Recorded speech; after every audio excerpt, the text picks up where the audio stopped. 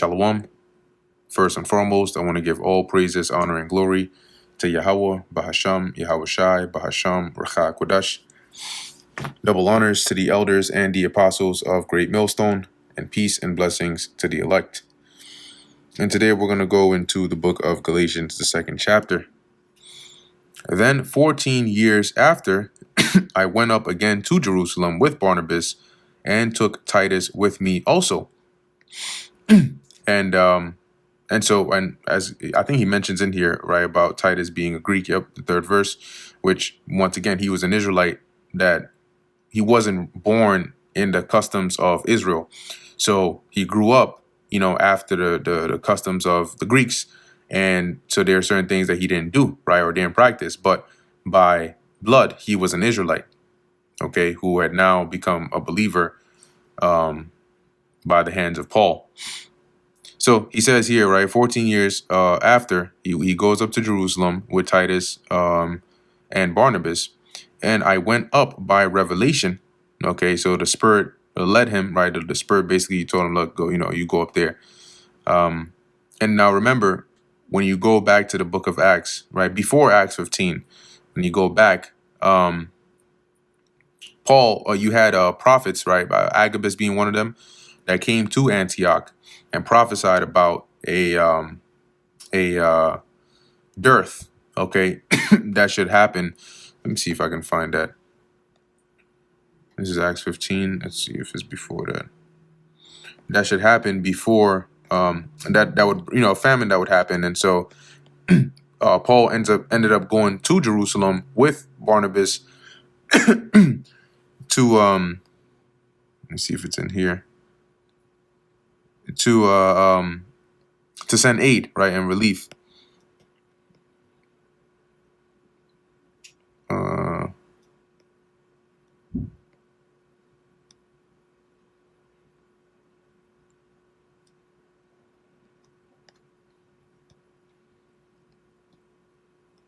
Yeah, let's check. So I don't think it's 15, but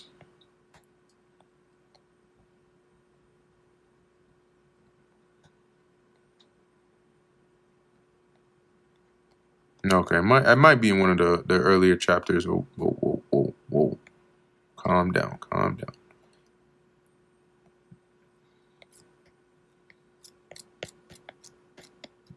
right, let's just look up Agabus. I don't know why I didn't do that before. There you go. That's what it is. Acts 11. Okay. And when was this? This was...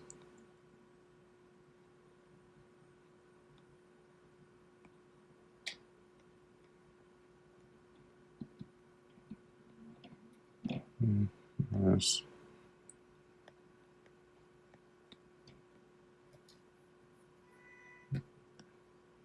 All right. Well,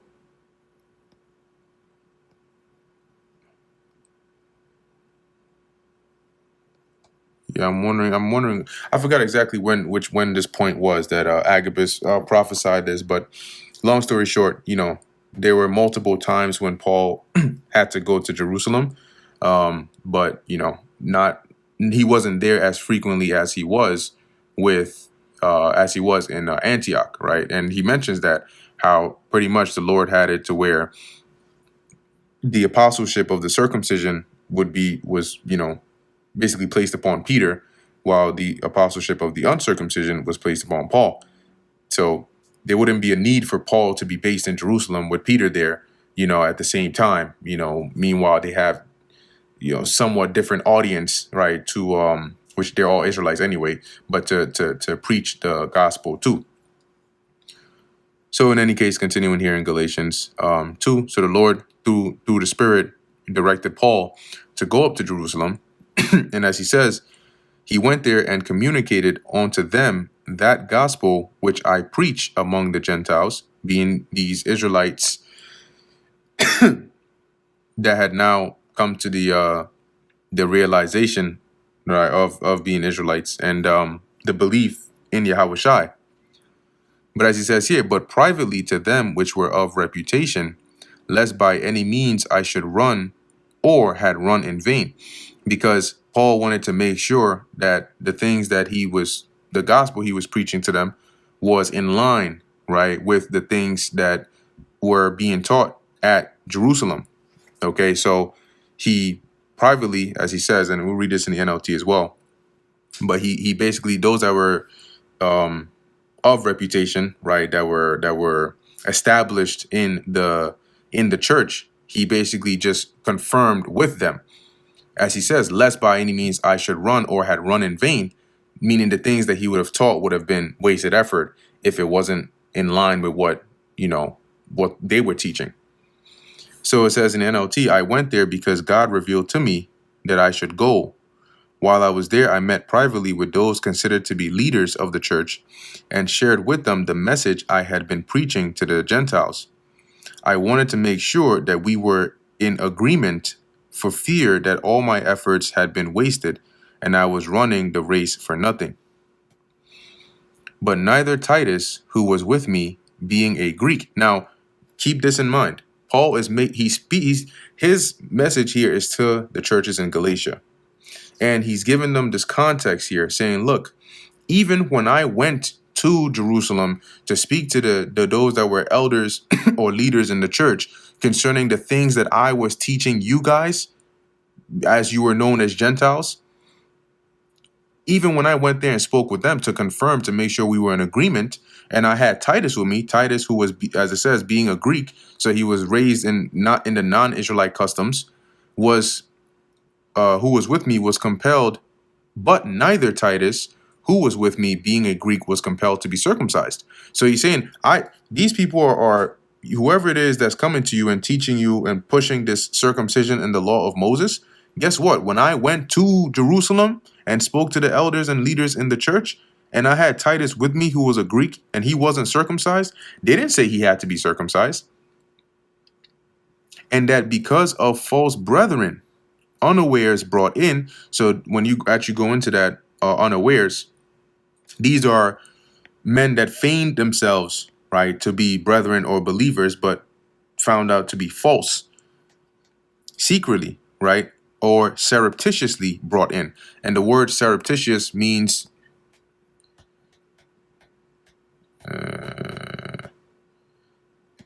like sneakily, in a way that attempts to avoid notice or attention, secretively. So, as it says here, they were brought in to be among us, who came in privately to spy out our liberty, which we have in Yahushua HaMashiach, that they might bring us into bondage. Okay, and I'll read this in the NLT as well.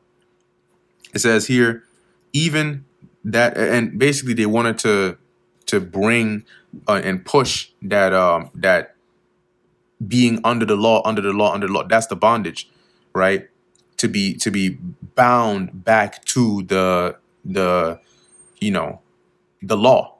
Okay, and that's the only way, that's the way you have to go, but that's not the case. That's why he called them false brethren, because then they didn't actually believe in salvation through Yahushua.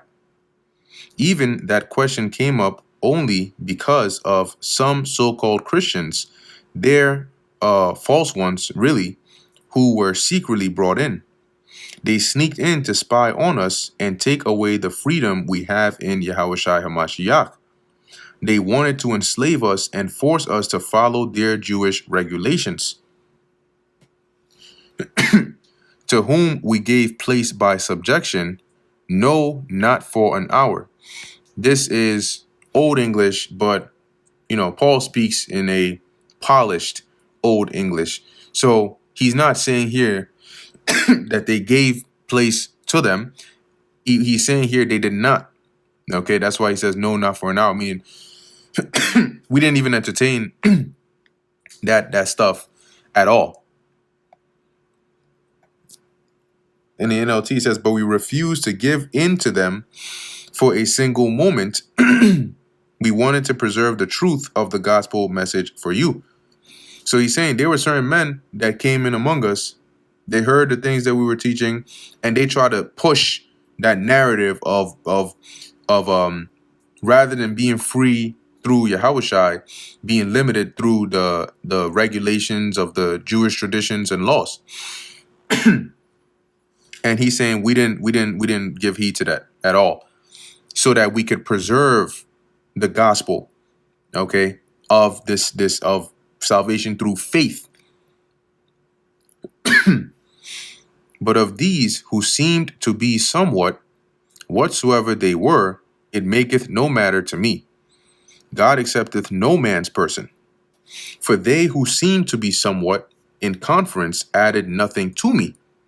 And Paul, remember, he mentioned above that he was speaking to the leaders in the church, right? So basically these men that were like, big men, so to speak, right, held in high regard. And as he's saying, whatever they were, whatever position they had, it doesn't really matter to me, because the Most High does not accept persons. He's not when it comes to his work, it's not about playing favorites. So it doesn't matter how people revere you or reverence you as a man in this faith.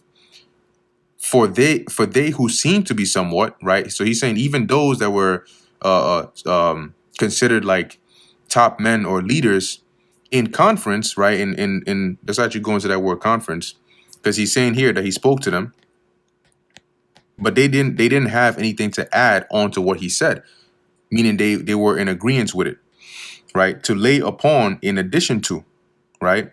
To lay upon oneself in addition, to communicate, to impart. So he's saying when I spoke with them, even these top renowned men, they didn't even have anything to add to what it is that I told them I was teaching. But contrawise, but rather instead, when they saw that the gospel of the uncircumcision was committed unto me, as the gospel of the circumcision was unto Peter.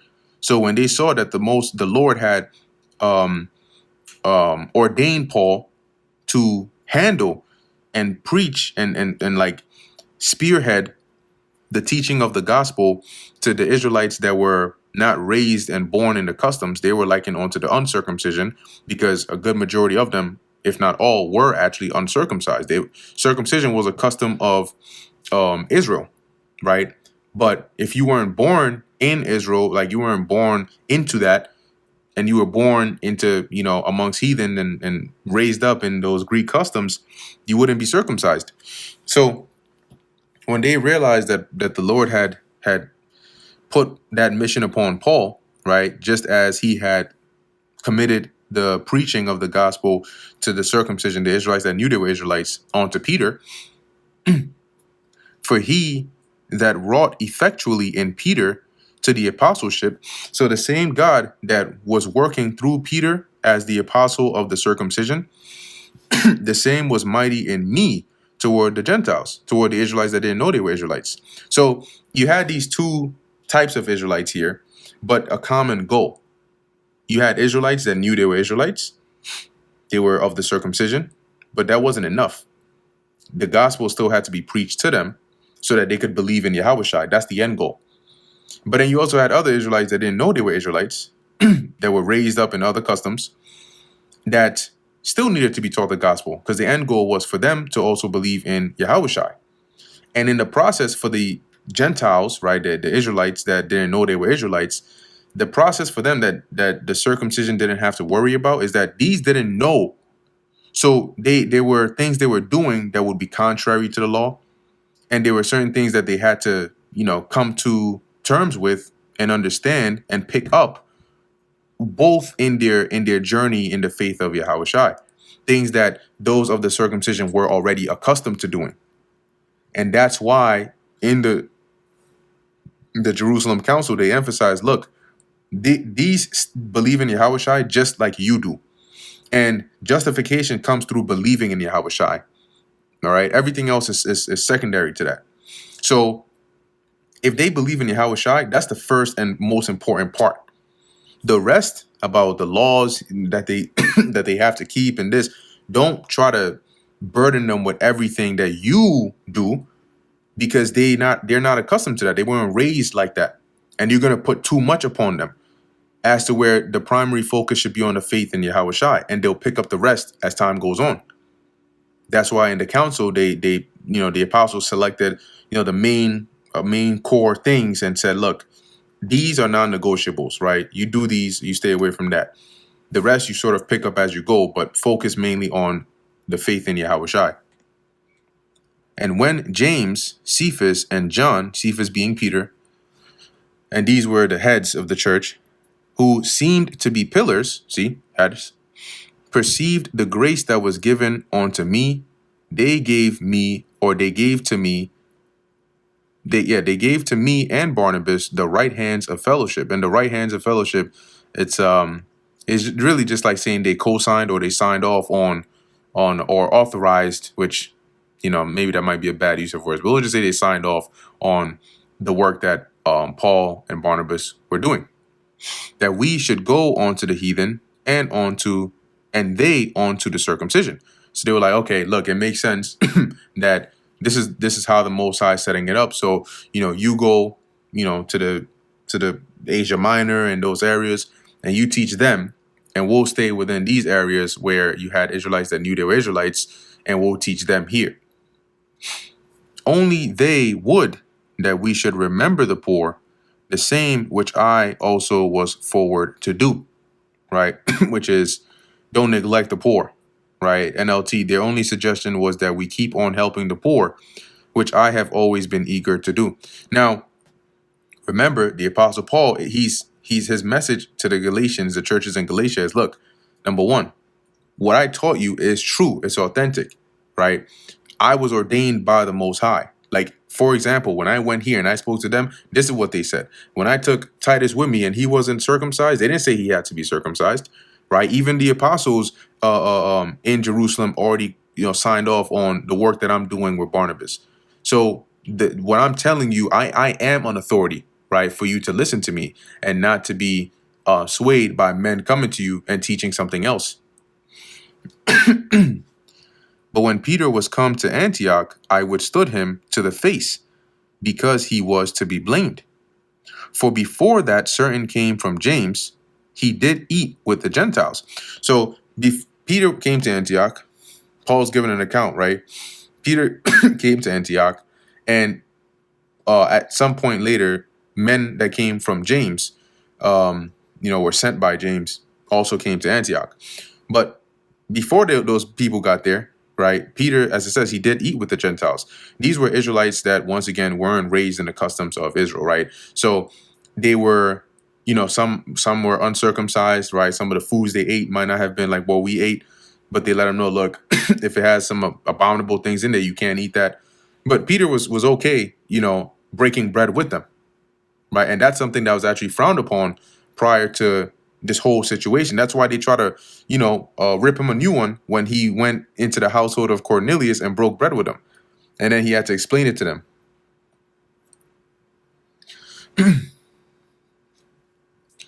So it says here, but when they were come, he withdrew and separated himself, fearing them which were of the circumcision. See, and this Paul looked at like, hold on, what? Like you were just eating with them and everything was all good. But when you heard that the men were from James were coming, right, from those that were of the circumcision, you basically, like, as it says, he withdrew. So he separated himself from the Gentiles, right, the Israelites that weren't born and raised in the customs, because he feared being criticized, right, by the circumcision. And the other Jews dissembled likewise with him. Now, the word dissembled here, it's basically like to act in a hypocritical manner. So it says here, to dissemble, to act hypocritically with. So Paul is saying here, Peter was being a hypocrite, and those that were there, the other Jews, also joined right after him. In so much that Barnabas also was carried away with their dissimulation. Once again, their hypocrisy. And that's what that word, look at the hypokrisis, right? Answering the act of a stage player, dissimulation, hypocrisy. Now, let's look up here the word hypocrisy. Oh,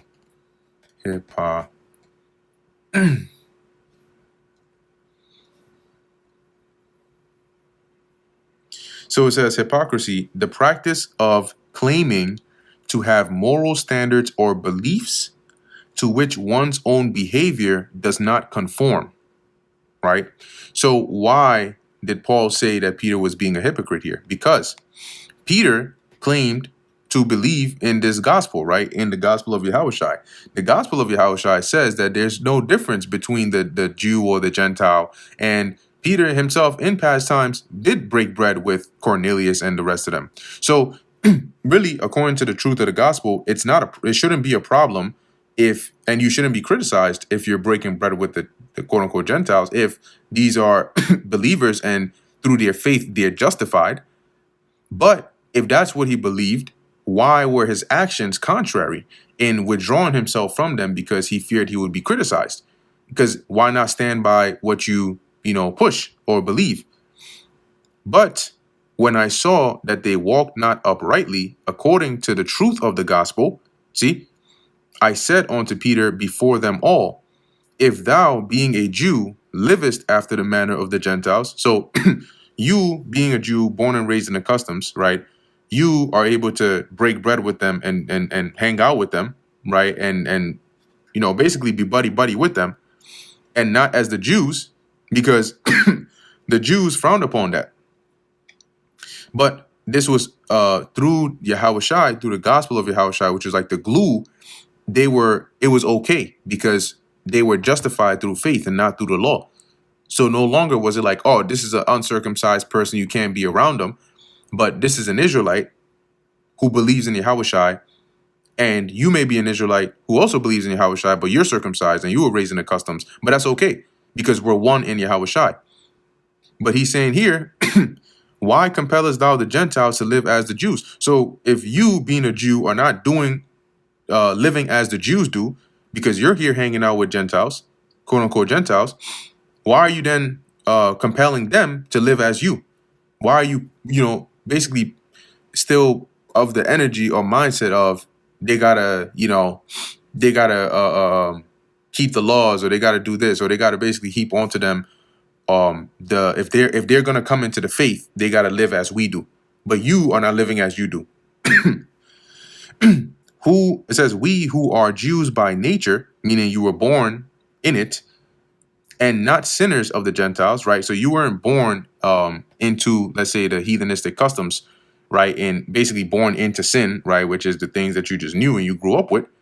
But you were born knowing you're an Israelite, right? Being raised and knowing, okay, keep the Passover, don't do this, don't do that, and so on. Knowing that a man is not justified by the works of the law, but by the faith of Yahushua HaMashiach. Even we have believed in Yahushua HaMashiach, and that justified goes into like, basically your righteousness is not of the law. The only way you would get that is if you could keep all the laws 100%, and you can't. So you cannot be justified by the law, but by faith in Yahushua. Even if you have faith in Yahushua, even if you don't keep the laws perfectly, you are justified. So as he says here, even we have believed in Yahushua HaMashiach, that we might be justified by the faith of Yahushua, not by how well we keep the laws, right? And not by the works of the law. For by the works of the law shall no flesh be justified, because you're only righteous if you keep them all.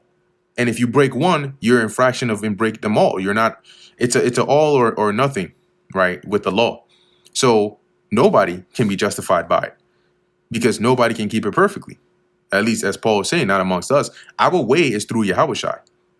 But if while we seek to be justified by Hamashiach through the faith we have in him, we ourselves also are found sinners, is therefore Hamashiach the minister of sin? God forbid. Let's read this in the NLT.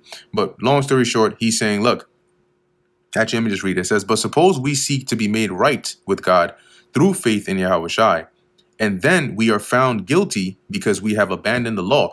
What he means by that is, through faith in Yahushua, we are no longer trying to keep the laws 100% and trying to kill yourself over it, but rather we're prioritizing our faith in Yahushua first.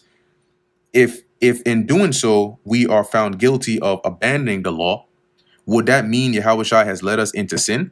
Because through believing in Yahushua, we're no longer striving for perfection of keeping the law? Absolutely not. For if I build again the things which I destroyed, I make myself a transgressor. And what he is saying here is the thing that was destroyed was the belief that you got to keep the laws perfectly, right? It's all about the laws, the laws, the laws. That was destroyed through the faith in Yahushua, understanding that that wasn't the way that you would be justified. But if you try to build that back again, and you're trying to now be through the Gentiles being Israelites, right, that are believing, you're trying to push that same thing that you broke down through your belief in Yahushua, you're making yourself a transgressor because now you're trying to push a means by which you will not be justified. NLT, it says, rather, I am a sinner if I rebuild the old system of law I already tore down, because that system didn't justify you. By the standards of that system, you would be a transgressor. For I, through the law, am dead to the law, that I might live unto God. It says here, for when I tried to keep the law, it condemned me, so I died to the law. I stopped trying to meet all its requirements so that I might live for God. I am crucified with Yahushua, nevertheless I live, not I, or not yet I, but Hamashiach liveth in me. That's basically the new man, right? Being renewed. So the old man was crucified, was on the cross with Yahushua, but now we are renewed, as he's saying, but you're not, as he says, not I, but Hamashiach liveth in me. So this new life, this renewed man is not after, I'm not living after me or living to do my will, but I'm living through the spirit of Yahushua. And the life which I now live in the flesh, I live by the faith of the Son of God. So this life that I live now, having been quote unquote reborn, is a life dedicated to serve the Lord, is a life that is through the faith of Yahushua, right? So the things that the faith of Yahushua requires me to do, that's what I will do. Who loved me and gave himself for me. I do not frustrate the grace of God, for if righteousness came by the law, then Hamashiach is dead in vain. Because the grace of God is the goodwill that gave us an avenue to say, you don't have to keep the laws to be justified, right? The laws are not going to justify you. Let me say it that way. But don't just go and say, I'm just going to go and be a sinner.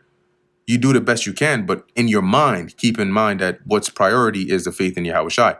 So don't frustrate that grace by now trying to go and keep something perfectly that the Lord has said you don't have to do perfectly because I've given you grace. Because if righteousness came by the law, then Yahushua is dead in vain. What would be the need of Yahushua dying if you could be made righteous through the law? Yahushua was the second chance. He was the goodwill of the Lord to say, you cannot be righteous by the law, but in order to gain salvation, you gotta have some avenue, some ladder, some connector, and that's Yahushua. And that brings us to the end of the book of Galatians, the second chapter. Lord willing, that was edifying to the elect. In closing, I want to give all praises, honor, and glory to Yahweh, Bahasham, Yahushai, Bahasham, Rachak, Wadash. And until next time, Shalom.